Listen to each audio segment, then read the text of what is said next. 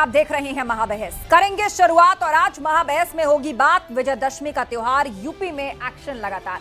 लेकिन उससे पहले आपको दिखाते हैं आज पॉलिटिकल पंच। मुझे नहीं पता कि एक प्रोटेस्ट के बाद इतनी बड़ी कठोर कार्रवाई कहीं हुई होंगी क्या, लेकिन क्योंकि आरोपी मुसलमान हैं इसलिए शायद गोलियां भी दनादन चल रही है और बुलडोजर भी दनादन चल रहा है। तो मैं अपनी ड्यूटी कर रहा हूं और मैं ड्यूटी इसलिए कर रहा हूं कि अगर आज मैं नहीं लड़ा तो कल आंख कैसे मिलाऊंगा कि जब अन्याय हो रहा था तो आप क्या कर रहे थे। तमाम मुसलमानों से अपील कर रहा हूं कि जुमे की नमाज बहुत एहतमाम के साथ पढ़ें और नमाज पढ़ने के बाद सीधे अपने घर जाएं। भीड़ का हिस्सा न बने। अगर कोई व्यक्ति ऐलान करता है या कोई संगठन बुलावा भेजता है तो कतन भीड़ का हिस्सा न बने। The single biggest risk is the attack on democracy that is taking place in India. Because India has multiple religions, multiple traditions, multiple languages, and India actually is a conversation between all its people. And different traditions, different religions, different ideas require space. And that the best method for creating that space is the democratic system. तो मैं समझता हूँ कि आइला मोहम्मद लिखने से या कोई poster लगाने से किसी की शायद ना तो आस्था कोई प्रभावित होती है और न ही कोई गलत मैसेज है। बुलडोजर की जो कार्रवाई है, हम तो हमेशा से मैं कहता चला है बुलडोजर की कार्रवाई कहीं से कहीं तक ठीक रही। बुलडोजर की कार्रवाई के लिए लगातार कई बार माननीय सर्वोच्च न्यायालय भी संज्ञान लेकर के सख्त टिप्पणी भी कर चुका है। लेकिन अफसोस है कि उत्तर प्रदेश में पुलिस प्रशासन के द्वारा सरकार के आदेश पर जो बुलडोजर कार्रवाई की जा रही है वो गलत है। कुछ लोगों की प्रवृत्ति बन चुकी है, कुछ लोग हैं जो लगातार जिन्हें भारत के गौरव पर गौरव की अनुभूति नहीं होती। ये वही लोग हैं जब सत्ता में थे, याद करिए जब सत्ता में थे तब क्या करते थे। तब कहते थे राम हुए ही नहीं, तब कहते थे कृष्ण हुए ही नहीं। बरेली के बलवाइयों पर एक्शन लगातार जारी है। एक तरफ हिंसा की साजिश वाले मौलाना तौकीर और उसके गुर्गों को सलाखों के पीछे पहुंचाया गया, तो वहीं अवैध संपत्तियों पर बुलडोजर एक्शन भी दिखा। आज विजयदशमी के दिन भी योगी सरकार का बुलडोजर एक्शन जारी रहा और संभल में अवैध मदरसे को जमींदोज किया गया। इसके अलावा राय बुजुर्ग गांव में सरकारी जमीन पर अवैध तरीके से बनी हुई मस्जिद को भी नोटिस दिया गया था, जिसे लेकर स्थानीय लोगों ने खुद ही हथौड़े से उस अतिक्रमण को तोड़ना शुरू कर दिया। साफ है, योगी सरकार का दंगाइयों, भ्रष्टाचारियों के खिलाफ बुलडोजर एक्शन लगातार जारी है। उधर एसपी सांसद बर्क ने इस कार्रवाई पर टारगेट करके परेशान करने का आरोप लगाया। पूरे माहौल के बीच सवाल यह कि बरेली के बाद संभल की बारी, कार्रवाई जारी, बुलडोजर की जद में अवैध इमारत, शुरू सियासत। इसी पर आज की महाबहस भी होने जा रही है और हमारे साथ जो चर्चा में जुड़ रहे हैं आपका तारुफ उनसे करा देते हैं। हमारे साथ राघवेंद्र सिंह जी हैं, प्रवक्ता बीजेपी, अनूप सांडा जी हैं, प्रवक्ता समाजवादी पार्टी, महंत राजू दास जी जुड़ गए हैं, हिंदू धर्मगुरु हमारे साथ। इसके अलावा फजील अहमद साहब, मुस्लिम स्कॉलर हमारे बीच में। आप चारों का बहुत बहुत स्वागत है इस शो पर। चर्चा की हम आप लोगों से शुरुआत करें, लेकिन उससे पहले महाबहस के सवालों पर एक नजर डाल लेते हैं। बरेली के बाद संभल की बारी, कार्रवाई जारी। बरेली में बुलडोजर एक्शन हुआ, उसके बाद संभल में भी बुलडोजर चला और एक जगह पर तो लोगों ने मस्जिद को खुद ही हथौड़े से तोड़ना शुरू कर दिया था। जहां जहां प्रशासन की जमीन पर अवैध कब्जे करके कोई भी इमारत, चाहे वो मैरिज हॉल हो, चाहे वो किसी का घर हो, कोई शॉपिंग कॉम्प्लेक्स हो या फिर कोई इबादतगाह, सबको नोटिस भेजा जा रहा है। सरकारी जमीन पर अवैध मदरसा, बुलडोजर कब्जा। बुलडोजर की जद में अवैध इमारत, शुरू हुई सियासत। और हर बार जब भी बुलडोजर एक्शन होता है, किस तरह से सियासत उसके आसपास आकर खड़ी हो जाती है, तमाम तरह के सवाल खड़े करने शुरू हो जाते हैं, उस पर आज हम चर्चा करने जा रहे हैं। तो चलिए करते हैं शुरुआत। और सबसे पहले अनूप सांडा जी, समाजवादी पार्टी के प्रवक्ता, पहला सवाल आप ही से कर रहे हैं। पहले बरेली में बुलडोजर एक्शन हुआ और आज संभल में देखने को मिला। संभल में पहले भी बुलडोजर चला है और इस बार भी। और खास बात यह कि एक मैरिज हॉल उसको तोड़ा गया, बहुत सारी और इमारतों को भी नोटिस मिला था, जिसमें एक मस्जिद भी शामिल थी। लोगों ने खुद ही हथौड़े से उसे तोड़ना शुरू कर दिया। जिन लोगों ने हथौड़े से तोड़ना शुरू कर दिया उनका तो स्वागत होना चाहिए कि अगर उनका निर्माण अवैध था और उन्होंने खुद से गिराना शुरू कर दिया तो सरकार को सहयोग किया, लेकिन सरकार उनको भी धमका रही है। ये सरकार अवैध निर्माण के प्रति बहुत गंभीर है, ऐसा आपने कहा, और ऐसा इस सरकार का कहना भी है। मैं तो चाहता हूं उत्तर प्रदेश सरकार एक श्वेत पत्र जारी करे जिसमें उत्तर प्रदेश में प्रत्येक शहर में कितनी अवैध इमारतें सरकारी जमीन पर या अवैध ढंग से बनी हुई हैं और उनमें से कितनी को गिराया गया, और उसका बकायदा वो एक आंकड़ा जारी कर दे कि उसमें कितने मुस्लिमों की संपत्तियां गिराई गई और कितने गैर मुस्लिमों की संपत्तियां गिराई गई।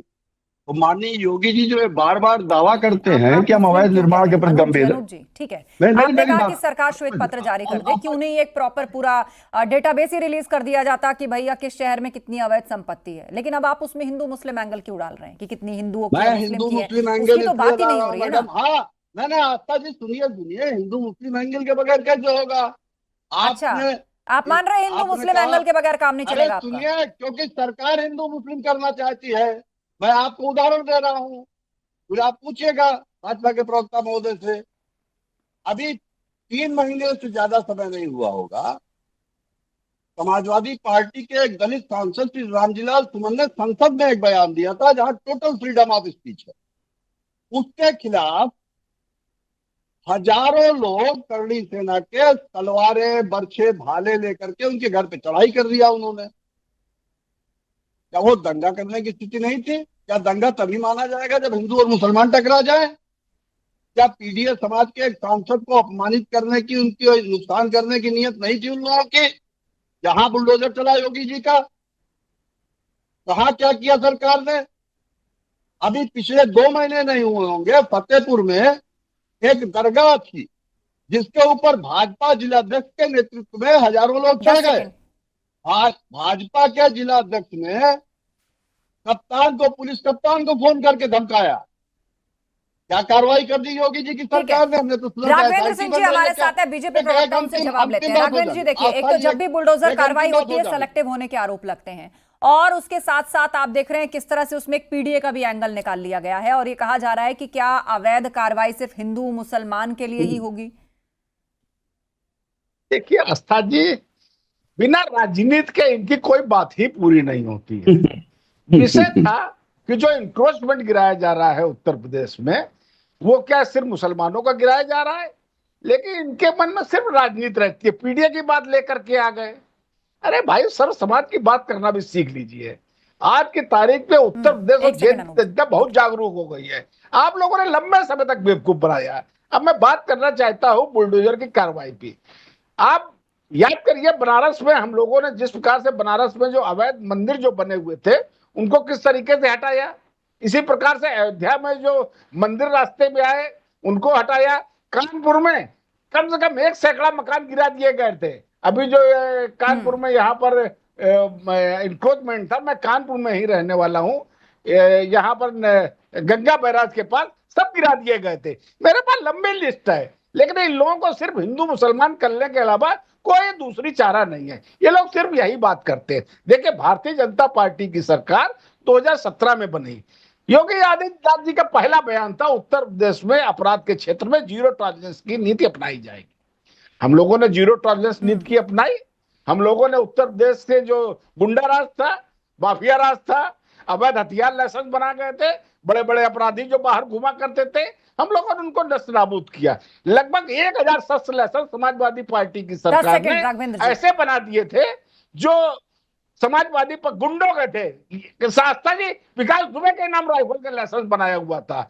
अखिलेश यादव इलाहाबाद हाईकोर्ट जाते थे, कहते इन आतंकवादियों को छोड़ दीजिए। आतंकवादियों का समर्थन ये लोग किया करते थे।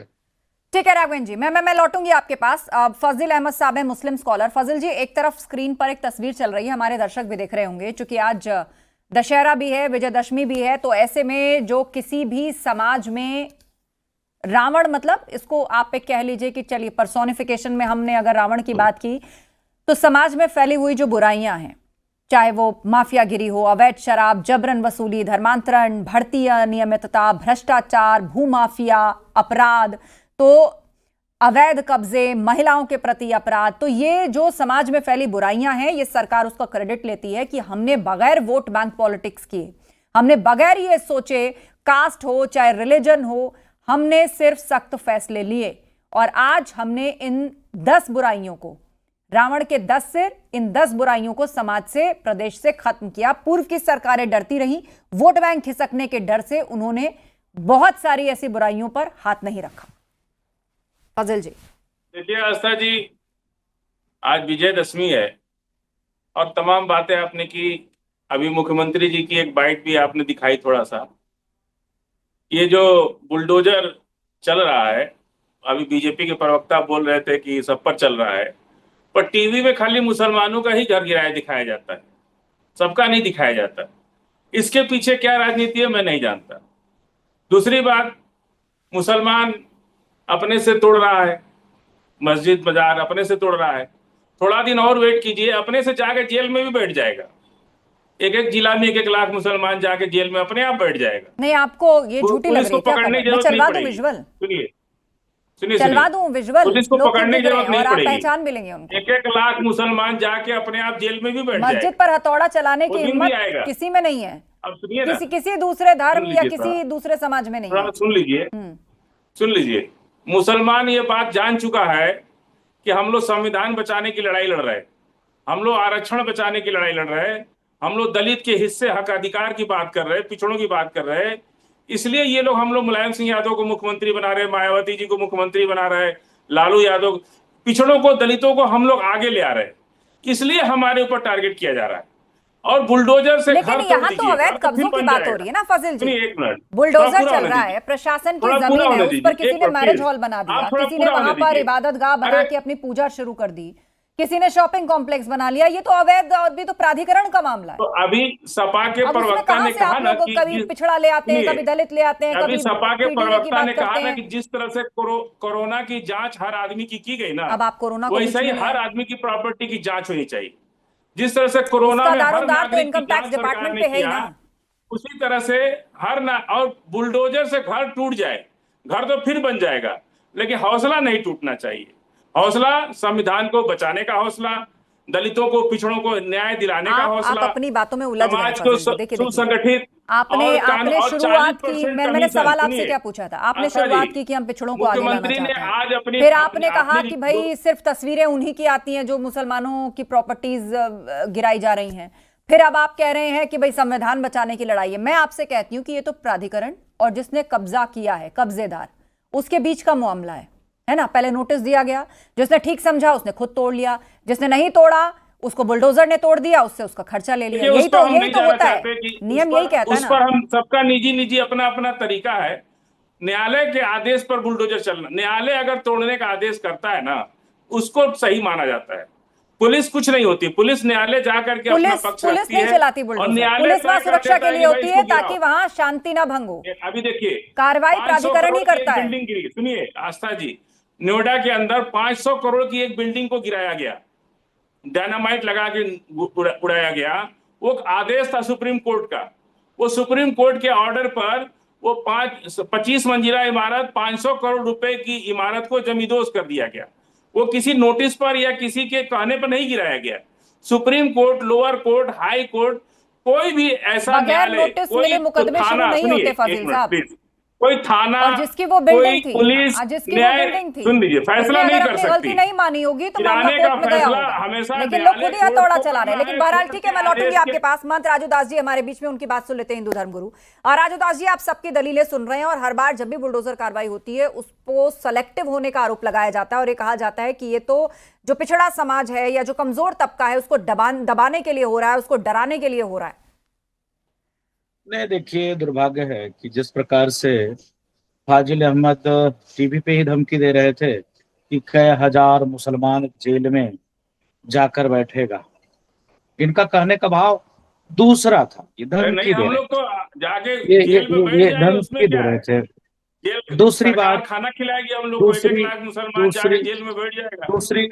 दूसरी बात, धमकी थोड़े है, ये तो बता रहे कि भाई हम लोग सरकार के सहयोग में जेल में जाके बैठ जाएंगे। तो भाई 1-1 लाख मुसलमान हर जिला में बैठेगा सरकार खाना खिलाएगी, उन जेल में जिसको रखेगी उसको खाना तो खिलाएगी ना। हाँ, लेकिन तो काम भी मुसलमान करना अपने पड़ता है घर में फजील बैठ साहब। कर ऐसे अच्छा फ्री में खाना मिले तो वहां नहीं, खाया फ्री जा में नहीं करके। मिलता खाना। क्या दिक्कत? आप ये लेसन मत दीजिए नौजवानों को कि जेल में जाओगे तो फ्री का खाना सरकार खिलाएगी, फ्री का पालेगी। जेल में झाड़ू फर्श धोने से लेके खाना बनाने से लेके साफ सफाई से लेके सब कुछ साफ करना पड़ता है। हम करेंगे बिल्कुल, घास वास सब साफ करना पड़ता है। उसके बदले वहाँ लेबर होता है बकायदा, उसके बदले आपको काम में लौट किया जाता है। आपका समय हो गया। और जो लोग खाना पकाते हैं वो भी उन्हीं के बीच से होते हैं। वहाँ कोई केटरिंग व्यवस्था नहीं होती, आओ जेल में बैठ जाओ तुम्हें पालेंगे हम। ये ऐसा मैसेज मत दीजिए कि जेल जाना बहुत अच्छी बात है। वहाँ तो बैठ के पूरी जीवन की व्यवस्था हो जाती है, बहुत कुछ करना पड़ता है घास खोदने से लेकर। चलिए, अच्छा ठीक है फजील जी, उनकी बात पूरी होने दीजिए। राजू दास जी बोलिए। फजील जी मैं लौटूंगी। राजू दास जी इन्हीं को बुलवाइए, हमको क्यों बुलाया था? मैं जा रहा हूँ। नहीं बोलिए आप राजू दास जी। और क्या, ये कौन सी बात हो गई? नहीं, वो उनको उस टाइम ये कहना आवश्यक था। वो कह रहे थे कि हाँ सब जाके बैठ जाइए, सरकार खाना खिलाएगी। ये क्या बात होती है, सरकार खाना खिलाएगी? कितनी दुर्भाग्य की बात है। फाजिल जी शांत रहिए। पीसीआर राजू दास जी की आवाज जाएगी। लोकतांत्रिक व्यवस्था में, प्रजातंत्र में, डेमोक्रेसी में फाजिल अहमद जैसे लोग अपने आप को कहते हैं कि हम सेकुलर हैं, अपने आप को कहते हैं कि हम दलितों की लड़ाई लड़ते हैं, अपने आप को कहते हैं कि पीडीए की बात करते हैं। पूछना चाहता हूं इनसे, जब कोई भी कार्रवाई होती है तो हिंदू मुसलमान प्रारंभ हो जाता है। जब आप अवैध जमीन को कब्जा कर जबरदस्ती उस पर मॉल बना लोगे, दूसरे गरीबों को, दलितों को, ऐसे लोगों को परेशान करोगे, अब जब कार्रवाई होना प्रारंभ हो गया तो हिंदू और मुसलमान हो गया। इस सरकार में हमने जो अनुभव किया, अयोध्या में एक तरफ से जब कार्रवाई हुई है, आप देखिए ना, जो रोड चौड़ीकरण हुआ है, लमसम कई हजार मंदिरें गिरी है, कई हजार। ये सौभाग्यशाली हैं कि कई मस्जिद तो बचा हुआ है, उसको गवर्नमेंट ने नहीं गिरवाया। खाली फाजिल अहमद जैसे लोग ही कि वो पूरे एक नारा देते कि हाँ मुसलमानों को सताया जाता है, मंदिर गिरे लेकिन मस्जिद नहीं गिरे। दूसरी बात पे मैं आना चाहता हूं। इन्होंने कहा हम सब समाज की बात करते हैं। मैं पूछना चाहता हूं, इनके यहाँ सीधे तौर पे लिखा हुआ है, सीधे तौर पे ये 5 वक्त नमाज पढ़ते हैं, ये बताते संविधान को मानते हैं। सीधे कहा जाता है कि मेरा अल्लाह महान, पूजा की योग, इबादत की योग। आज तक हमने किसी मंदिर से नहीं कहा राम जी महान है, आज विजयदशमी है, हमने कभी नहीं कहा राम जी महान है, राम जी ही पूजा की योग्य। हाँ, राम जी महान है, हमारे लिए हमारी आस्था है, लेकिन कभी हमने किसी के ऊपर थोपा नहीं कि वही पूजा की योग्य है, बाकी कोई पूजा की योग्य नहीं है। ये संविधान की बात करते हैं। ये कुरान ये जो स्कूलों में, ये कौन कहा है? स्कूलों में हम निराकार को भी मानते हैं, साकार को भी मानते हैं। हम निराकार को भी मानते हैं, साकार को भी मानते हैं। हम निराकार और साकार को भी मानते हैं। दूसरी तरफ ये अपने स्कूलों में इस्लामिक किताब के अलावा क्या गणित, क्या भूगोल, क्या समाजशास्त्र, क्या नागरिक शास्त्र ये पढ़ाते हैं क्या? ये नहीं पढ़ाते। ये क्या बात करेंगे? ये क्या बात करते हैं? ये क्या बात करेंगे? ये सूत्र हम निराकार को भी मानते हैं, साकार को भी मानते हैं। आप समझ जाओ, हम निराकार को भी मानते हैं, साकार को भी मानते हैं। आप तो किसी को नहीं मानते हो, किसी को नहीं मानते हो, किसी को नहीं मानते हो। तुम्हारे जैसे हम कट्टर नहीं है, तुम्हारे जैसे एक ईश्वर की उपासना करो, दूसरा कोई तुम्हारे जैसे कट्टर नहीं है, तुम्हारे जैसे हम कट्टर नहीं है, तुम्हारे जैसे इस्लामिक किताबों से हम लोग चलने वाले नहीं है। हम वेद, कुरान, शास्त्र, आइडियोलॉजी। देखिए एक सेकंड, राजू दास जी और फजील अहमद, ये बहस किसी की आइडियोलॉजी पर नहीं है और ना होनी चाहिए। आइडियोलॉजी सबकी आस्था का विषय है। एक दूसरे का सम्मान करिए और उस जोन को टच मत करिए। बुलडोजर पर रहते हैं, एक्शन पर रहते हैं। अनूप सांडा जी, अब अवैध कब्जा हुआ है तो जिस जमीन पर अवैध कब्जा हुआ वहां भी तो किसी का हक मारा गया होगा ना। हो सकता है उसमें कोई पिछड़ा हो, कोई दलित हो, कोई दूसरे संप्रदाय का हो, अब उसको खाली कराया जा रहा है। जिसका हक मारा गया उसमें पीडीए क्यों नहीं आता है? जिसने अवैध कब्जा किया उसमें आप लोग पीडीए खोज रहे हैं। मैं समझ गया आपका सवाल, मैं समझ गया। मैंने एक बार भी नहीं कहा कि अवैध कब्जे के ऊपर आप कार्रवाई मत कीजिए। आप न्यायालय के आदेशों के अनुपालन में कार्रवाई कीजिए, आपका अधिकार है। मैंने तो यह कहा कि ये सरकार जो निष्पक्षता का पाखंड करती है, मैं चुनौती दे रहा हूं और खुल्लम खुल्ला कह रहा हूं, ये सरकार पीडीए के समाज के खिलाफ बुलडोजर कार्रवाई में सबसे ज्यादा आगे है। और मैं फिर कह रहा हूं, अगर इस सरकार में नैतिक साहस है तो सरकार एक श्वेत पत्र जारी करे कि जब से सरकार बनी है कितने बुलडोजर के द्वारा ध्वस्तीकरण हुआ और उसमें कितने प्रतिशत पीडीए समाज के लोग थे और कितने प्रतिशत वो लोग थे जिनके प्रति भारतीय जनता पार्टी जो राष्ट्रीय स्वयंसेवक संघ की विचारधारा से आती है उनको विशेषाधिकार संघ परिवार देना चाहता है। मैं तो खुल करके कह रहा हूं, सरकार में हिम्मत है तो जारी करे। अभी हमारे भाजपा के मित्र बोले तो उन्होंने कहा कि हमने साहब बुलडोजर से अयोध्या में भी धर्मस्थल गिरा दिए, बनारस में भी गिरा दिए, उसके ऊपर कोई डिबेट हुई थी क्या? जब बुलडोजर से गिराए गए मंदिर तो उस पर तो नहीं डिबेट हुई कोई, आज इस पे क्यों डिबेट हो रही है? तीसरा सवाल उठता है, इन्होंने कहा कि साहब भ्रष्टाचार के ऊपर तो हम जीरो टॉलरेंस लेकर के चल रहे हैं। अगर भ्रष्टाचार पे जीरो टॉलरेंस था तो उस अयोध्या में भगवान राम की, प्रभु श्री राम की नगरी में जहां राम जन्मभूमि का मंदिर बनना था, उस जमीन की खरीद के ऊपर तमाम नेताओं ने बड़े भारी घोटाले के आरोप लगाए। राघवेंद्र जी, अरे क्या की बात कर रहे हैं? क्या सरकार ने किया, क्या नतीजा निकला उसको बता दें। झूठ बोल रहे ये सरकार अपराध से लेकर के भ्रष्टाचार तक मात्र चिन्हित करके अपने एजेंडे के हिसाब से कार्रवाई करना चाहती है, समाज में सांप्रदायिक नैराश्य पैदा करना चाहती है, सांप्रदायिकता उभारना चाहते हैं और ये लोग और वोटों के लालच में नीचे ये बैठ करके नफरत बांटते हैं। हम नफरत की बात नहीं कर रहे हैं, राम जी राम कुमार जी के घोटाला नहीं हुआ है, हम उसकी बात करेंगे। आपको क्या भारतीय जनता पार्टी का प्रवक्ता हूँ, लेकिन मैं इतना जानता हूँ वो धार्मिक स्थल में कोई भी घपला घोटाला रूप के नहीं हुआ है। अगर कोई घपला घोटाला हुआ हो तो पब्लिक को उसकी बात हमने कर, उससे आपको क्यों इतनी परेशानी हो गई? 2 मिनट में झूठ आजकल सरकार के भ्रष्टाचार की बात कर रहा हूँ। देखिए, भाषण मत दीजिए, मुद्दे पे आइए। आस्था जी ने कहा कि मुद्दे पे बात कीजिए, एक सेकंड, मुद्दे पे बात कर रहा हूँ। एक सेकंड, आपसी वाद विवाद में मत पड़िए, आपसी वाद विवाद में नहीं। राघवेंद्र जी, तो आस्था जी एक सेकंड, ठीक है अनूप जी। राघवेंद्र जी, मेरा सवाल ये है कि जब भी बुलडोजर एक्शन होता है, तमाम विपक्षी पार्टियों की तरफ से ये आरोप लगाया जाता है या कोई भी केस होता है तो वो इस बात पर स्पष्टीकरण मांगते हैं कि ये बुलडोजर सेलेक्टिव है क्या? कुछ जगह चलता है, कुछ जगह नहीं चलता है। और अभी तो इसी शो पर थोड़ी देर पहले आरोप लगा कि सिर्फ तस्वीरें उसी की क्यों आती हैं जो मुसलमानों की प्रॉपर्टीज हैं। क्या बुलडोजर वहीं पहुंचता है? मैडम, तस्वीर के भारतीय जनता पार्टी कार्यालय से रिलीज होते, कैसी ये लोग बेसिर पैर की बातें करते हैं? तस्वीर दिखाना जो चैनलों का काम है, उत्तर प्रदेश देश में चैनल वहीं पहुंचता है ना जब बुलडोजर पहुंचते हैं। देखिए, बुलडोजर पूरे देश में चलता है मैडम, समझ लीजिएगा। चैनल वहीं पहुंचता है जब बुलडोजर पहुंचता है। उसी तरीके के बहुत से काम कर रहे हैं आप लोग सुन जाएंगे। ठीक है, उनका जवाब सुन लीजिए अनूप जी, उनका जवाब सुनिए। बोलिए राघवेंद्र जी। देखिए, बुलडोजर हर जगह चलता है और प्रतिदिन सैकड़ों ऐसे जो अनइंक्रोचमेंट होते हैं वो गिराए जाते हैं। मैंने बताया ना, कानपुर गंगा बैराज रोज गिरा दिए जाते हैं।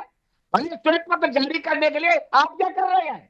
उत्तर प्रदेश विधानसभा में विपक्ष की भूमिका में है, कहिया अखिलेश जी से ऐसा प्रस्ताव लेकर के आए क्या? चैनल में बैठ के ज्ञान देने की बात करते हैं क्या? प्रस्ताव लेकर के आए तो ठीक है, आप लोग ऐसा प्रस्ताव लेकर के आइए। आप लोग जानते हैं हमारे जो एनक्रोचमेंट गिराए जाते हैं। ठीक है, मैं आप दोनों को रोकना चाहूंगी। फजील अहमद जी को मैं फिर से चर्चा में लाती हूँ। ठीक है राघवेंद्र जी, मैं लौटूंगी आपके पास, आप ही का क्लोजिंग रिमार्क रहेगा। फजील अहमद जी, मैंने 10 ऐसे विषयों के नाम लिए जिसकी स्क्रीन, जो हमारी स्क्रीन पर भी चल रहा था, मतलब आप उसको कह लीजिए राज्य में व्याप्त बुराइयां जो थी या जो समाज में व्याप्त बुराइयां थी, उनके खात्मे का काम किया गया या उसके लिए बड़े कदम उठाए गए। एक बार फिर से वही स्क्रीन पर है। माफियागिरी, अवैध शराब, जबरन वसूली, अपराध, भूमाफिया, भ्रष्टाचार, अवैध कब्जे, इसकी पूरी एक लिस्ट है। तो क्या आप मानते हैं कि पूर्व की सरकारों में इच्छा शक्ति कम थी?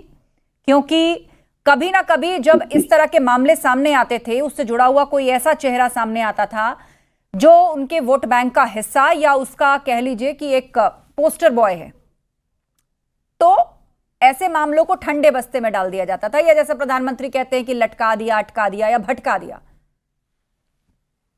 आस्था जी, राम मंदिर का जब निर्माण हो रहा था तो वहां तक जाने वाली सड़कों के दोनों तरफ दलितों को, पिछड़ों की छोटी छोटी दुकानें थी, उनको तोड़ दिया और 1 रुपया मुआवजा नहीं दिया।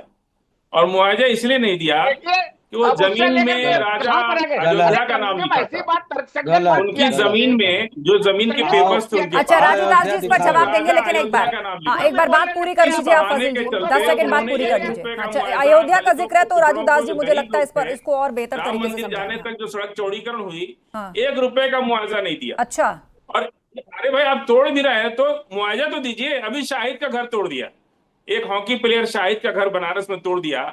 अगर वो कंपनसेशन लेने से मना कर रहे तो उनके भाई को पैर तक पकड़वा दिया दरोगा। ठीक है राजू दास जी, जवाब। एक दिन का टाइम मांग रहे थे, 1 दिन का टाइम। बनारस का विकास, अयोध्या का शाहिद विकास, जैसे हाँ। जो पद्मश्री से नवाजा गया। ठीक है, जवाब दीजिए, मेरे पास लास्ट 1 मिनट का वक्त बाकी, मुझे सबसे कमेंट करना है। बोलिए राजू दास जी। उनको नहीं देना शांत हो चाहते। जाओ, तो शांत हो जाओ फाजिल अहमद, शांत ठीक है, शांत पीसीआर राजू दास मैं बारे जी। में बता रहा हूँ, शांत हो जाओ, शांत बोलिए, हो जाओ, बोलिए, शांत हो जाओ। देखिए कितने दुर्भाग्यपूर्ण बात इन्होंने कहा है। राम मंदिर की जो रास्ता जा रहा था उसमें अधिकतर राम मंदिर के सामने जो रास्ता थी वो जमीन हनुमानगढ़ी की थी, हम लोगों ने निःशुल्क दिया, नंबर 1। नंबर 2, हनुमानगढ़ी आप जो इन्होंने कहा राजा अयोध्या की जमीन, राजा अयोध्या साहब के जमीन में एक भी दुकानें नहीं टूटी, आप सरासर झूठ बोल रहे हो। नंबर 3, यहाँ जिसकी भी दुकानें टूटी है हमने लमसम अधिकतर लोगों को दुकानें दी और मुआवजा दिया है, इस पर कोई टिप्पणी नहीं कर सकता है। गलत अफवाह मत फैलाओ आप। ठीक है राघवेंद्र जी, चलिए लास्ट रिमार्क बोलिए, 20 सेकंड। वास्तविकता ये है, हमारी सरकार जो है जितने भी इंक्रोचमेंट है उसके ऊपर संवैधानिक तरीके से कार्रवाई करती है। नोटिस जारी किया जाता है, उसके लिए समय दिया जाता है। अनूप जी 10 सेकंड अपने आप तोड़ लेते हैं। वो बता रहे हैं, थोड़ी देर पहले आप प्रक्रिया को लेकर सवाल खड़ा कर रहे थे ना, वो बता रहे हैं। मैं अंतिम बात कर रहा हूँ, ये सरकार उत्तर प्रदेश में सांप्रदायिक, अरे इसके अलावा कुछ बोला करिए, अरे कुछ शर्म करिए। ठीक है, समय खत्म हो रहा है और मुझे लगता है कि जब भी बुलडोजर एक्शन होता है उसके बाद एक अनंत सियासी बहस की शुरुआत हो जाती है, तो कुछ वैसा ही देखने को मिल रहा है फिलहाल भी। आप सभी का बहुत धन्यवाद इस चर्चा में शामिल होने के लिए। तो आज यानी विजयदशमी के दिन भी योगी सरकार का बुलडोजर एक्शन जारी रहा और संभल में अवैध मदरसे को जमींदोज किया गया। इसके अलावा राय बुजुर्ग गांव में सरकारी जमीन पर अवैध तरीके से एक मस्जिद बनी थी जिसको नोटिस भी दिया गया था, उसे लेकर स्थानीय लोगों ने खुद ही अतिक्रमण भी तोड़ना शुरू कर दिया। महाबहस में इतना ही, खबरें जारी हैं, आप बने रहिए हमारे साथ।